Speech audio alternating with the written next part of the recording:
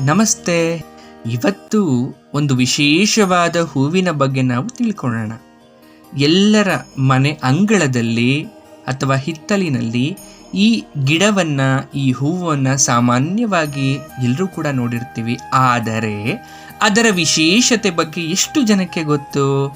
ದೇವರ ಮುಂದೆ ಗಂಟೆಗಟ್ಟಲೆ ಕೂತು ಪೂಜೆ ಮಾಡಬೇಕು ಅಂದರೆ ಎಲ್ಲ ಸಾಮಗ್ರಿಗಳ ಜೊತೆಗೆ ಅಲಂಕಾರಕ್ಕೆ ಶ್ರೇಷ್ಠವಾದಂತಹ ಹೂ ಇರಲೇಬೇಕು. ಪೂಜೆಯ ಮಂತ್ರ ಹಾಡು ಹೇಳ್ಕೊಳ್ಳುತ್ತಾ ಫೋಟೋಗೆ, ವಿಗ್ರಹಕ್ಕೆ ಒಂದು ಹೂ ಏರ್ಸೋದು ಅಂದರೆ ಎಷ್ಟು ಸಂತೋಷ. ನೈವೇದ್ಯ ಎಷ್ಟು ಇಂಪಾರ್ಟೆಂಟೋ ಅಥವಾ ಎಷ್ಟು ತೃಪ್ತಿ ಕೊಡುತ್ತೋ ಭಗವಂತನ ಆರಾಧನೆಯಲ್ಲಿ ಹೂ ಮುಡಿಸೋದು ಕೂಡ ಅಷ್ಟೇ ಇಂಪಾರ್ಟೆಂಟ್ ಆಗಿರುತ್ತೆ. ಹಳ್ಳಿ, ಗ್ರಾಮ, ಪಟ್ಟಣ ಎಲ್ಲ ಕಡೆಯಲ್ಲೂ ಕೂಡ ಮನೆಯ ಮುಂದಿನ ಬೇಲಿ ಬದಿ, ಹಿಂದಿನ ಹಿತ್ತಲಲ್ಲಿ ಅಥವಾ ಕಾಂಪೌಂಡ್ ಬಳಿ ದಾಸವಾಳದ ಗಿಡ ಬೆಳೆದಷ್ಟು ಸರಾಗವಾಗಿ ಯಾವುದೇ ಬೇರೆ ಗಿಡ ಅಥವಾ ಹೂವಿನ ಗಿಡಗಳು ಚಿಗುರೋದಿಲ್ಲ.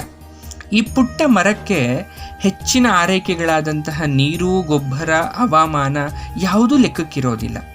ಗಿಡ ಸ್ವಲ್ಪ ಎತ್ತರ ಆಗೋವರೆಗೂ ನೋಡ್ಕೊಂಡ್ಬಿಟ್ರೆ ಸಾಕು. ಇನ್ನೆಲ್ಲ ಋತುಮಾನಗಳಲ್ಲೂ ತಕ್ಷಣ ಸಿಗುವಂಥ ಹೂವು ಅಂದರೆ ಅದು ದಾಸವಾಳ.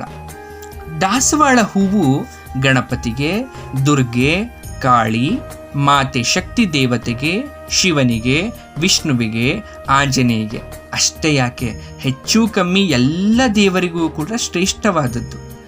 ಗಣಪತಿಗಂತೂ ರಕ್ತವರ್ಣ ಅಂದರೆ ಬಹಳ ಪ್ರೀತಿ. ಕೆಂಪು ದಾಸವಾಳ ಗಣಪತಿಗೆ ಶ್ರೇಷ್ಠವಾಗಿರುತ್ತೆ. 5 ಎಸಳುಗಳು ಇರುವ ಕೆಂಪು ದಾಸವಾಳ ನೋಡ್ತಿದ್ರೆ ಗಣಪತಿಯ ಅವ್ಯಕ್ತ ರೂಪ ಗೋಚರ ಆಗುತ್ತೆ ನಮಗೆ. 5 ದಳಗಳಲ್ಲಿ ಮೇಲಿನ ಒಂದು ದಳ ಕಿರೀಟದಂತೆ ಇದ್ರೆ, ಇದರ ಅಕ್ಕಪಕ್ಕ ಇರುವ 2 ದಳ ಗಣಪತಿಯ ಕಿವಿಯಂತೆ ತೋರುತ್ತೆ ಮತ್ತು ಇದರ ಕೆಳಗಿರುವ 2 ದಳ ಗಣಪತಿಯ 2 ದಂತದಂತೆ. ಹಾಗೆ ಕುಸುಮ ಇರುವ ಉದ್ದನೆ ಬಾಲದಂತಿರುವ ಕುಸುಮ ಗಣಪತಿಯ ಸೊಂಡಿಲಂತೆ ಕಾಣುತ್ತೆ ಅಲ್ವಾ? ಹಾಗೆ ಕುಬೇರ ಲಕ್ಷ್ಮಿ ಪೂಜೆಯಲ್ಲಿ ದಾಸವಾಳವನ್ನು ಉಪಯೋಗ ಮಾಡಿದ್ರೆ ಧನಲಾಭವಾಗುತ್ತೆ. ಕಾಳಿ ಮಾತೆಗೆ ಕೆಂಪು ದಾಸವಾಳ ಬಹಳ ಪ್ರೀತಿ ಅಂತ ಹೇಳ್ತಾರೆ. ಕಾಳಿಯ ಚಾಚಿದ ಕೆಂಪು ವರ್ಣದ ಉದ್ದನೆ ನಾಲಿಗೆ ದಾಸವಾಳದ ಒಂದು ಎಸಳಿನಂತೆ ಅಂದರೆ ದಳದ ರೀತಿ ಇರುತ್ತೆ. ಶಕ್ತಿ ದೇವತೆ ಕಾಳಿ ಮಾತೆಗೆ ಯಾರು ದಾಸವಾಳದ ಹೂವಿನ ಹಾರ ಹಾಕ್ತಾರೋ ಅವರಿಗೆ ದುಷ್ಟಶಕ್ತಿಗಳ ತೊಂದರೆ, ಭಯ ನಿವಾರಣೆ ಆಗುತ್ತೆ ಅನ್ನೋದು ನಂಬಿಕೆ. ಹನುಮಂತನಿಗೆ ಕೆಂಪು ದಾಸವಾಳದ ಮಾಲೆಯನ್ನು ಹಾಕಿದ್ರೆ ದಾಂಪತ್ಯದಲ್ಲಿ ಬಾಂಧವ್ಯ ಒಡಮೂಡುತ್ತೆ ಅಂತ ಹೇಳ್ತಾರೆ. ದುರ್ಗಾದೇವಿಗೆ ಕೆಂಪು ದಾಸವಾಳದ ಹಾರವನ್ನ ಹಾಕಿದ್ರೆ, ಮೊಸರನ್ನ ನೈವೇದ್ಯ ಮಾಡಿದ್ರೆ ಮಕ್ಕಳಿಗೆ ಬೇಸಿಗೆಯಲ್ಲಿ ಬರ್ತಕ್ಕಂಥ ದಡಾರ, ಬೆವರು ಸಾಲೆ, ಸಾಂಕ್ರಾಮಿಕ ರೋಗಗಳಿಗೆ ಉಪಶಮನ ಆಗುತ್ತೆ ಅನ್ನೋ ನಂಬಿಕೆ ಇದೆ. ಪ್ರತಿನಿತ್ಯ ಗೌರಿ ಪೂಜೆಯಲ್ಲಿ ಯಾರು ದಾಸವಾಳವನ್ನು ಉಪಯೋಗ ಮಾಡ್ತಾರೆ ಅಥವಾ ಶುಕ್ರವಾರ ವೈಭವ ಲಕ್ಷ್ಮಿ ಪೂಜೆ ಮಾಡಬೇಕಾದ್ರೆ ಕೆಂಪು ದಾಸವಾಳವನ್ನು ಯಾರು ಲಕ್ಷ್ಮಿಗೆ ಬಹಳ ಪ್ರೀತಿಯಿಂದ ಅರ್ಪಿಸ್ತಾರೆ ಅಂಥವರಿಗೆ ಮನೆಯಲ್ಲಿ ಲಕ್ಷ್ಮಿ ಸ್ಥಿರವಾಗಿ ನೆಲೆಸ್ತಾರೆ ಅಂತ ಹೇಳ್ತಾರೆ. ನಾಗರ ಕಲೆಗೆ ಕೆಂಪು ದಾಸವಾಳ ನಾವು ಮುಡಿಸಿದ್ದೇ ಆದರೆ ಸರ್ಪದೋಷ ನಿವಾರಣೆ ಆಗುತ್ತೆ ಅಂತ ಹೇಳ್ತಾರೆ. ಈ ಗಿಡ ಮನೆಯಲ್ಲಿದ್ದರೆ ದುಷ್ಟ ಶಕ್ತಿಗಳ ನಿವಾರಣೆ ಆಗುತ್ತೆ ಅಂತ ಹೇಳ್ತಾರೆ. ಹಾಗಾಗಿ ದಾಸವಾಳವನ್ನು ನಾವು ನಿತ್ಯ ಪುಷ್ಪಿಣಿ ಅಂತ ಕರಿತೀವಿ. ಅಂದರೆ ವರ್ಷದ 365 ದಿವಸವೂ ಕೂಡ ಸಿಗುತ್ತೆ. ಅಷ್ಟು ಮಾತ್ರ ಅಲ್ಲ, ಈ ಗಿಡದ ಹೂವು, ಎಲೆ, ರಂಬೆ, ಕೊಂಬೆ ಎಲ್ಲವೂ ಔಷಧಿಯುಕ್ತವಾಗಿದೆ. ಆಯುರ್ವೇದದಲ್ಲಿ ಇದನ್ನು ಬಹಳ ಹೆಚ್ಚಿಗೆ ಉಪಯೋಗವನ್ನು ಮಾಡ್ತಾರೆ. ಮನೆ ಮದ್ದಿಗೆ ಅಂಗೈ ನೆಲ್ಲಿಕಾಯಂತೆ ಅಂತ ಹೇಳ್ತಾರಲ್ಲ ಹಾಗೆ.